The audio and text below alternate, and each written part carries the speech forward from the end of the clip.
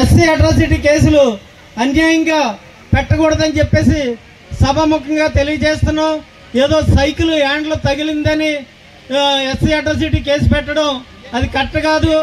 ఏదైనా గ్రామంలోనూ పెద్దలు ఇప్పుడు మేము 600 మంది టీమ్గా ఏర్పడి ఆ టీము ఏదైనా సమస్య వచ్చినప్పుడు గ్రామంలోనే పరిష్కారం అవ్వాలి. మ్యాక్సిమం గ్రామంలో పరిష్కారం అయినప్పుడు ఈ టీం అంతా కూడా మీకు కలిసికట్టుగా పనిచేస్తామని చెప్పేసి తెలియజేస్తున్నాం.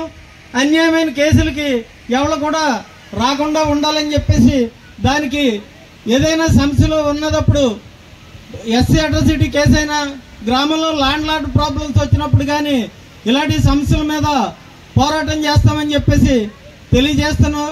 డాక్టర్ బిఆర్ అంబేద్కర్ గారు మనకి భారత రాజ్యాంగాన్ని రాశారు.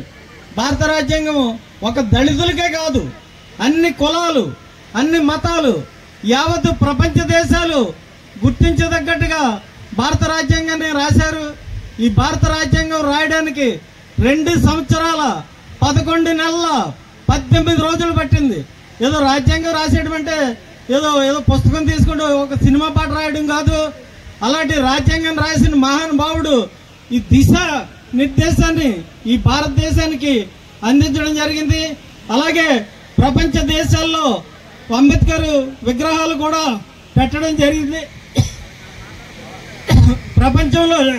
ప్రపంచంలోనే ఎక్కువ విగ్రహాలు పెట్టిన మహానుభావుడు విగ్రహం అంటే డాక్టర్ బిఆర్ అంబేద్కర్ గారు. అంబేద్కర్ గారి గురించి ఇంకా అంబేద్కర్ ఆశయాల గురించి పెద్దలు ఉన్నారు. ఆ పెద్దలు చక్కగా మాట్లాడతారు. నాకు మైక్ ఇచ్చారు కదని నాకు ముందే వార్నింగ్ ఇచ్చారు.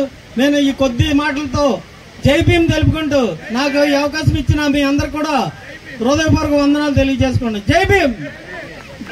దళితుల ఐక్యత.